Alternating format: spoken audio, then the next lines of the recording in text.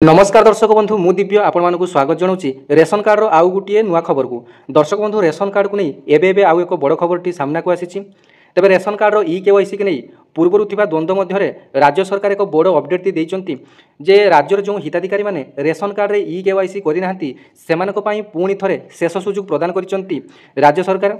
तेबे केवाईसी अवधि को वृद्धि कले राज्य सरकार। तेबे एणिकी जो रेशन कार्ड खाउटीधारी मैंने चिंतार थे प्रायतः ओडिशा रे 15 लाख रु 17 लाख मध्य हिताधिकारी एबे भी मध्य रेशन कार्ड रे ई-केवाईसी करना तेबे सेमानक पई बड़ अपडेट आसी जाइछि। तेबे एटा आपण मानक पई शेष सुजोग। तेबे सरकारंकर खाद्य जोगाण मंत्री कृष्णचंद्र पात्र आपण मानक एही सूचना दैचंती जे एटा आपण मानक पई फाइनल गाइडलाइन बा शेष सुजोग। जदि आपण माने डिसेंबर 31 तारिख सुधा रेशन कार्ड रे ई-केवाईसी करूना तेबे आपण मानकर रेशन कार्ड सबुदिन पई कटि दिया जिवो। पुनर्बार आवेदन करिया पई सुजोग दिया जिवो नाही किंबा पुनर्बार ई-केवाईसी आपण माने करि परिबे नाही। तेबे एटा आपण मानक पई फाइनल ऑर्डर। तेबे डिसेंबर 31 तारिख सुधा राज्य में जो मैंने रेशन कार्ड ई-केवाईसी करना से बड़ अपडेट बा बड़ घोषणा कर खाद्य जोगाण मंत्री कृष्णचंद्र पात्र।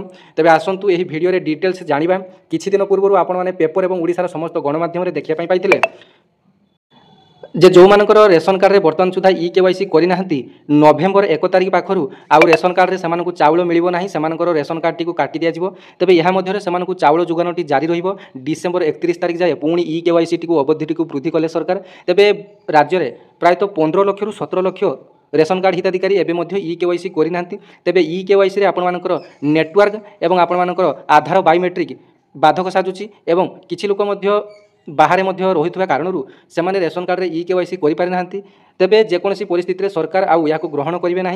बारंबार रेशन कार्ड रे ई-केवाईसी तारीख टी वृद्धि करिसेंती। तेबे आगामी दिन में डिसेंबर 31 तारिख पर अर्थात नुआ वर्ष ठारू रेशन कार्ड रे आपण मानक आउ चाउल मिलिबो नाही। तेबे एटा संपूर्ण बड़ अपडेट आपण मानक पई रेशन कार्ड रे जो माने कि ई-केवाईसी करिना तेबे आपण मानक हाथ रे 2 मास समय अछि। आपण माने जल्दी जल्दी रेशन कार्ड रे ई-केवाईसी टी को करि नियंतु।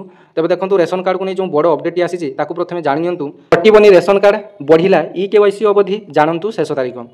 तेबे राज्य रे जो पीडीएस हिताधिकारी माने अछंती सेमानक पई आसिला पुणी थरे एक खुशीर खबर।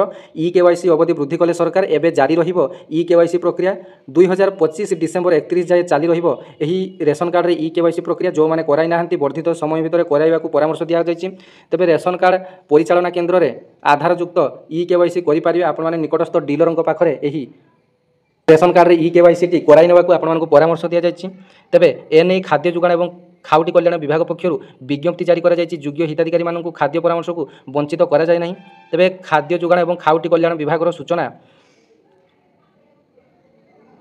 जे जातीय खाद्य सुरक्षा आईन एवं राज्य खाद्य सुरक्षा योजना अधीन रे थिबा एनएफएसएस एवं एसएफएसएस अधीन रे थिबा समस्त पीडीएस हिताधिकारी अवगति निमंते जणाई दिया जाउछि कि हिताधिकारी मानकर आधार भित्तिक ई-केवाईसी प्रक्रिया जारी रहिछि।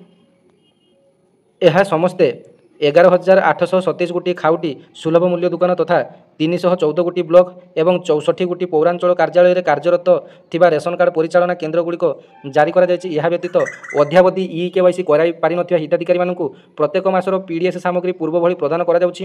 तेबे कोनोसी योग्य हिताधिकारी ई-केवाईसी होई नथिबा कारणरू खाद्य सुरक्षा वंचित करा जाय परिबो नाही। एही प्रक्रिया आसंता डिसेंबर 31 तारिख पर्यंत चालू रहिबो। तेबे देखंतु बीजेडी सरकार अमलरू जो भूत हिताधिकारी रेशन कार्ड हाथी थे चंचकता करी तेबे सेमानकु बाद करिया पई राज्य ई-केवाईसी टी को लगेइथिले वर्तमान नुआ बीजेपी सरकार।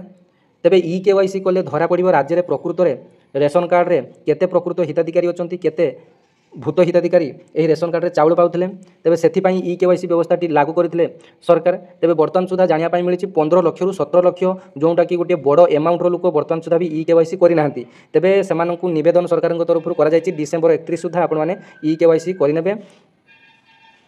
जो माने कि मुंड पिछा अधिक 5 केजी चाउल को अपेक्षा करथिले तेबे सेमानक पाई मध्य खुशीर खबर।